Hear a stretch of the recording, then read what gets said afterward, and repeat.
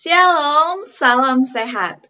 Kita berjumpa lagi untuk kelanjutan pelajaran Sekolah Sahabat Dewasa kita hari ini di hari Jumat 20 Agustus, yaitu pendalaman. Penjelasannya, dengan perubahan keadaan yang terus-menerus, perubahan-perubahan datang dalam pengalaman kita. Dan dengan perubahan-perubahan ini, kita menjadi gembira atau tertekan. Tetapi perubahan keadaan tidak memiliki kekuatan untuk mengubah hubungan Tuhan dengan kita. Dia sama kemarin, hari ini, dan selamanya.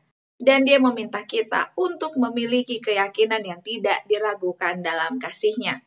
Seperti yang ditulis oleh Ellen White dalam buku In Heavenly Places halaman 120. Tetaplah memandang Yesus, mempersembahkan doa dalam hati dalam iman, memegang kekuatannya. Apakah Anda memiliki perasaan yang jelas atau tidak? Maju terus seolah-olah setiap doa yang dipanjatkan disimpan di tahta Allah dan ditanggapi oleh Dia yang janjinya tak pernah gagal. Ikuti terus, bernyanyi dan buat melodi untuk Tuhan dalam hati Anda, bahkan ketika tertekan oleh rasa berat dan kesedihan. Saya katakan kepada Anda sebagai orang yang mengetahui, cahaya akan datang, sukacita akan menjadi milik kita, dan kabut dan awan akan digulung kembali. Dan kita beralih dari kekuatan bayangan dan kegelapan yang menindas ke dalam sinar matahari yang jelas dari hadirat-Nya. Inilah yang ditulis oleh Ellen White dalam buku Selected Messages, jilid kedua, halaman 242 hingga 243. Pertanyaan-pertanyaan untuk diskusi yang pertama. Seringkali sangat sulit untuk membantu seseorang yang menderita gangguan mental atau depresi. Apa strategi yang baik bagi gereja Anda untuk belajar bagaimana melayani dengan lebih efektif kepada mereka yang terkena depresi? Salah satu strategi yang pertama adalah kita ataupun orang-orang yang berada di dalam gereja jika ingin membantu menolong mereka yang mengalami tekanan depresi, yang pasti adalah kita harus mendapatkan kepercayaan orang tersebut. Karena dengan membangun rasa percaya antara satu dengan yang lain, orang yang mengalami tekanan tersebut akan dengan lebih mudah membuka isi hatinya, kendala, penyebab, dan dalam doa dan berserah kepada Tuhan, tentunya akan diberikan hikmat untuk mendapatkan solusi agar tidak lagi berada dalam kegelapan depresi. Tentunya dengan memberikan keyakinan akan janji Tuhan, dan kiranya Tuhan akan turut berkuasa di dalamnya. Yang kedua, kita sering bergumul untuk bersikap terbuka dan jujur di hadapan Allah. Telusuri beberapa mazmur dan lihat seberapa terbuka dan jujur para penulis Alkitab di hadapan Tuhan. Bagaimana kita bisa menumbuhkan suasana keterbukaan dan kejujuran di gereja kita sendiri? Di dalam organisasi gereja tentunya bukan hanya keterbukaan untuk menyampaikan pendapat dan juga perasaan serta masalah kepada orang-orang yang dapat menolong kita. Tetapi keterbukaan dan kejujuran ini juga dapat diaplikasikan di dalam proses pemilihan pengurus gereja serta bagaimana keterbukaan dari laporan-laporan keuangan serta kegiatan di dalam jemaat. Di dalam kitab Mazmur kita menemukan bagaimana Raja Daud mengungkapkan semua keterbukaan dari rasa sakitnya, rasa duka citanya, rasa pergumulannya kepada Tuhan. Tapi intinya dari semua kejujuran dan keterbukaan ini, dia meminta solusi dari Tuhan. Hal yang sama pun harus kita lakukan. Jangan kita terbuka 100% kepada manusia, karena firman Tuhan mengatakan manusia dapat mengecewakan. Tapi kita harus sepenuhnya 100% terbuka kepada Tuhan saja. Yang ketiga, doa seringkali sulit ketika kita menghadapi depresi. Diskusikan kekuatan doa syafaat bagi mereka yang tidak dapat berdoa untuk diri mereka sendiri. Doa syafaat sudah saya rasakan maknanya dan itu sangat memberkati.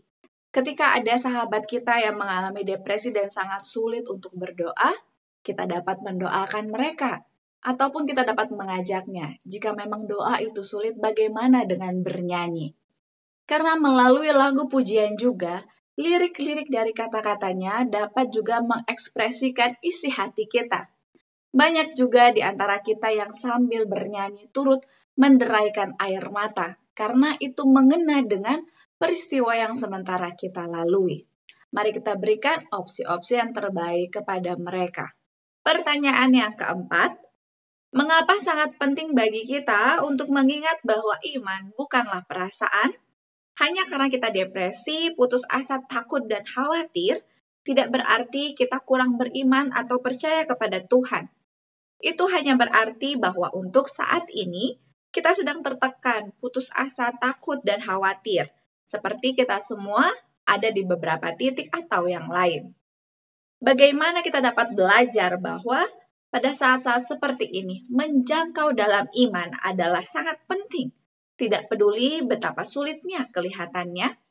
Betul, kita perlu memiliki iman yang lebih lagi kepada Tuhan. Seperti yang sudah dicontohkan oleh orang lumpuh dan Elia dalam melalui tekanan hidup mereka. Karena imanlah satu-satunya solusi kita. Jangan sampai kita mencari solusi di dunia.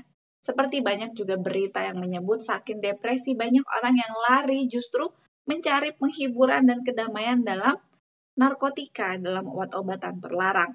Mungkin sementara mengkonsumsi itu, sementara hilang depresi mereka. Tapi itu tidak menjadi solusi untuk berkelanjutan. Ketika dosisnya sudah habis, mereka terus menjadi kecanduan mencari obat-obat penenang tersebut. Tapi yang Tuhan sarankan adalah seberapa sulitnya depresi yang kita alami, datanglah kepada Tuhan. Karena hanya Dialah satu-satunya sumber kedamaian dan tempat kita beristirahat dalam depresi.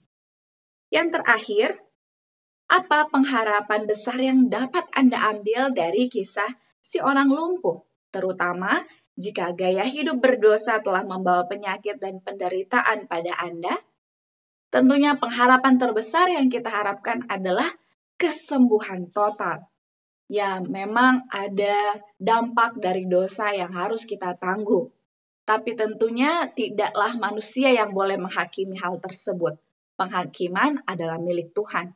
Bagian kita adalah datang memohon kepada Tuhan, bersujud, dan juga menyampaikan, mengakui setiap dosa kita.